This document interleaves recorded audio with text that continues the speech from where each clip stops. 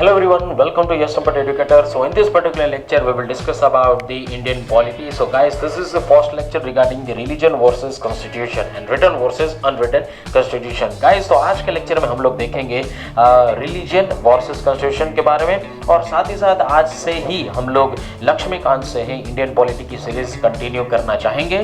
सो आज से ही हमारे साथ बने रहिए for this particular lectures, okay, and for this particular Indian polity series. Okay, so let us start with one by one. So guys, यहाँ पर मैं आपको बताना चाहूँगा कि पहले के ज़माने के अंदर अगर देखा जाए तो कॉन्स्टिट्यूशन जो था वो एक्चुअली था ही नहीं. ठीक है, सो पहले के ज़माने में हमारे पास क्या था कि रिलीजियस के हिसाब से रिलीजियस बुक्स थी. ठीक है, अगर मान लीजिए कि हमारे पास जो धर्म है जैसे कि हिंदुज़म, क्रिश्चियनिटी, मुस्लिम, ठीक है, तो ये सारे के सारे जो धर्म थे पहले ही हमारे पास थे, और उस हिसाब से उनके हिसाब से हमारे पास धर्म ग्रंथ थे.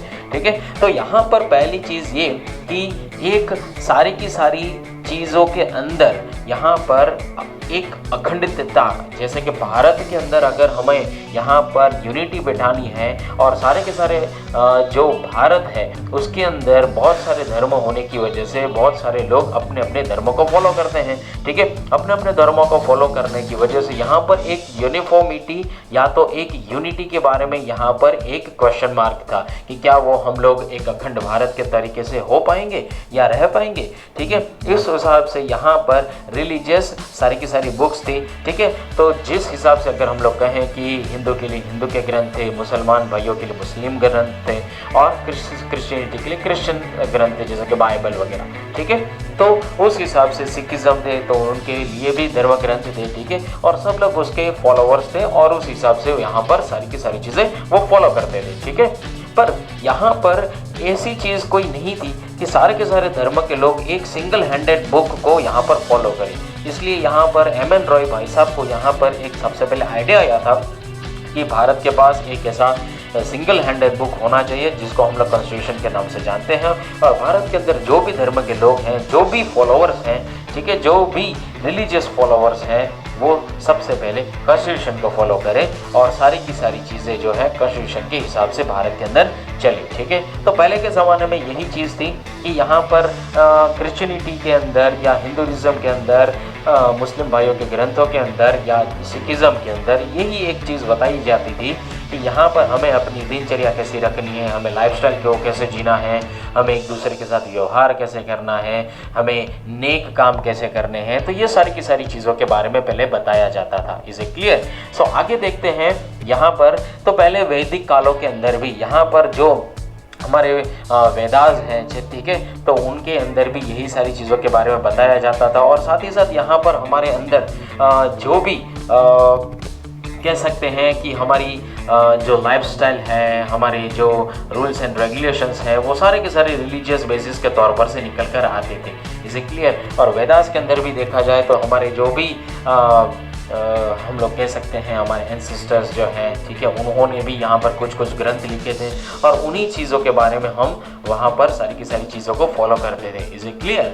तो यहाँ पर कॉन्स्टिट्यूशन का एक डिमांड होना कि भारत को अखंड भारत के हिसाब से जोड़ा जाए, और साथ ही साथ यहाँ पर सारे के सारे जो भी धर्म के लोग हैं वो एक ही सिंगल बुक को फॉलो करें अपने ग्रंथ के ऊपर से ही. Is it clear?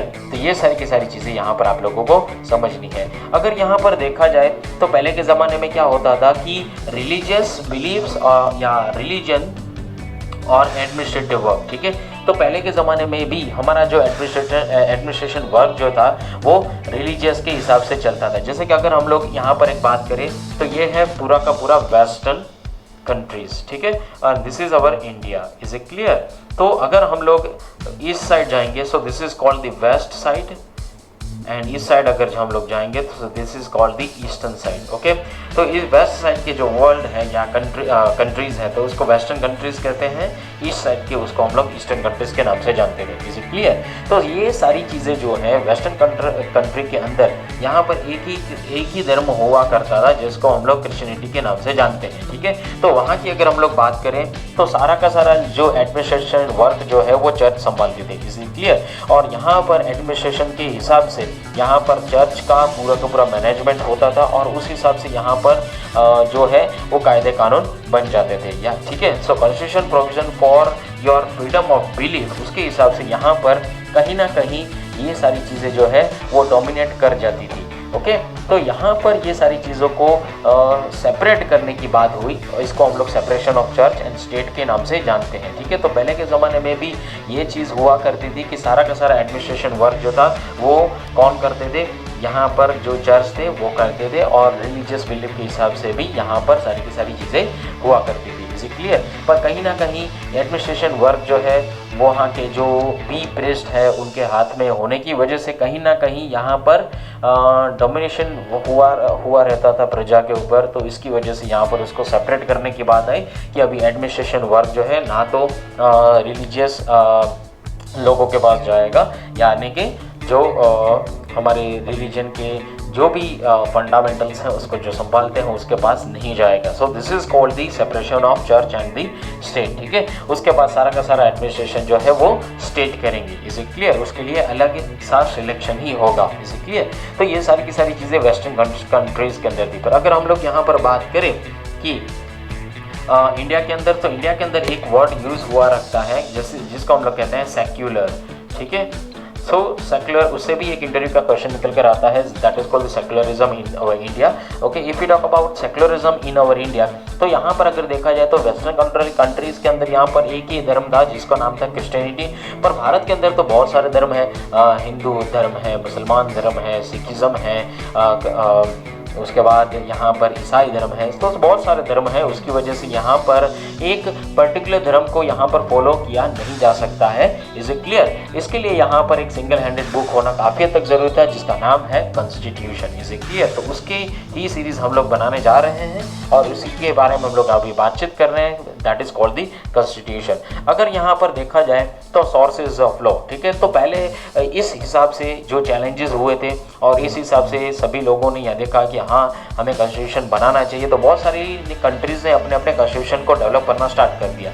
तो उसमें से दो पार्ट निकल कर आते हैं। सबसे पहला आता है रिटन कॉन्स्टिट्यूशंस, ठीक है, that is only follow the written laws, and second thing that is called unwritten law. ठीक है, अनरिटन लॉ के अंदर क्या होता है और उसके बारे में भी बात करेंगे, और साथ ही साथ रिटन लॉ के बारे में भी यहाँ पर क्या चीज़ें होती हैं उसके बारे में भी बात करेंगे। भारत का जो संविधान है उसको हम लोग रिटन लॉ के कंसिडरेशन में ले सकते हैं क्योंकि सारी की सारी चीज़ें यहाँ पर दी गई हैं। अगर हम लोग रिटन लॉ के बारे में बातचीत करें तो कभी अमेंडमेंट हुआ यहाँ पर, कभी उसको एस्टेब्लिश किया गया, कभी हम लोगों ने लागू किया, ये सारी की सारी चीज़ जो है डेट के साथ हमें मिल पाती है। सो ठीक है, so this is called the written law. अगर हम लोग रिटन लॉ के बारे में और सारी चीज़ों के बारे में बातचीत करें तो यहाँ पर हमें ये भी पता चलता है कि अगर यहाँ पर कोई क्राइम हुआ है तो उसके हिसाब से यहाँ पर क्या क्या सजाएं हो सकती हैं, क्या क्या पनिशमेंट मिल सकती है। ठीक है, so this is the written law कि यहाँ पर हम प्रेडिक्ट कर सकते हैं कि इसके बाद ये होगा, इसके बाद ये होगा, और इसके ये आर्टिकल्स हैं, इसके ये सारी चीज़ें इसके क्लॉज में लिखी गई है। ठीक है, so this is the written law. पर अनरिटन लॉ का मतलब क्या हुआ? जैसे कि अगर हम लोग बात करें वेस्टर्न कंट्रीज के अंदर बहुत सारी जगह पर यहाँ पर अनरिटन लॉ है, जैसे कि एग्जाम्पल के तौर पर United kingdom, is it clear? तो यूके के अंदर यहाँ पर अनरिटन लॉ है। अनरिटन लॉ का मतलब यहाँ पर यह है कि यहाँ पर एक सिंगल हैंडेड बुक नहीं होती। ठीक है, रिटन लॉ के अंदर तो आप अपनी बैग के अंदर बुक भी लेकर जा सकते हैं, जैसे कि कॉन्स्टिट्यूशन को अगर आपको रिफर करना है तो आप अपनी बैग में भी रख सकते हैं। ठीक है, so this is a written law. पर कई ऐसे कंट्रीज हैं जहां पर अनरिटन लॉ है। ठीक है, तो अनरिटन लॉ के अंदर यहाँ पर डिसीजन मेकिंग कैसे होगा? अनरिटन लॉ के अंदर डिसीजन मेकिंग जो होता है वो पार्लियामेंट करती है on the basis of the references. ठीक है, अगर मान लीजिए कोई पर्सन ने यहाँ पर मर्डर किया तो उसके बाद पार्लियामेंट में डिस्कशन होगा और उसके हिसाब से यहाँ पर पनिशमेंट तय किया जाएगा, और उसके दूसरे बाद अगर वापस से किसी ने कोई मर्डर किया तो उसका पहले का जो मर्डर का केस था उसका ही रेफरेंस यहाँ पर लिया जाएगा।